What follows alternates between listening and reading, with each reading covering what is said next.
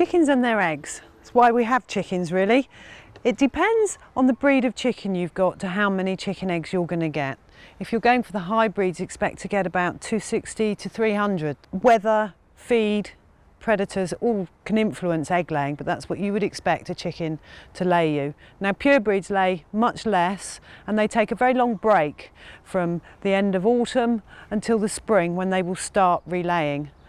Now chickens start laying at about point of lay, which can be anything from 18 weeks, sometimes 16 weeks when the weather's on their side, to 22, 23 weeks in the winter. This is what you probably call a pullet egg. This is a very small one, and it isn't unusual. Don't be alarmed. That isn't going to be the size of your egg forever. They will get used to it. They're teenagers getting used to their body. Now this is something else that can happen, and that would be a double yoker. It's where two ovums have shot off, and you've got an elongated shell there, but it will settle down to produce you a lovely normal sized egg within a few weeks.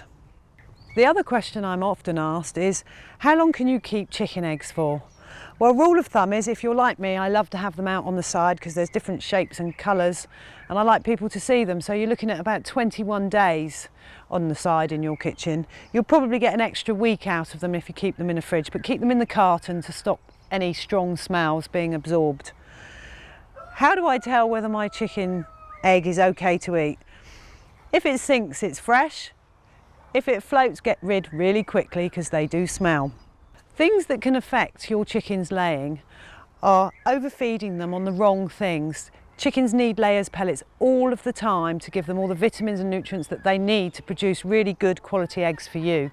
So if you're out there in the afternoon giving them far too much corn, they're going to get fat, which will give them problems producing eggs and can make them prolapse and all sorts. You don't want fat hens. So treat them like your children, or yourself really, and make sure that they have their layers pellets and all the goodness before you give them treats.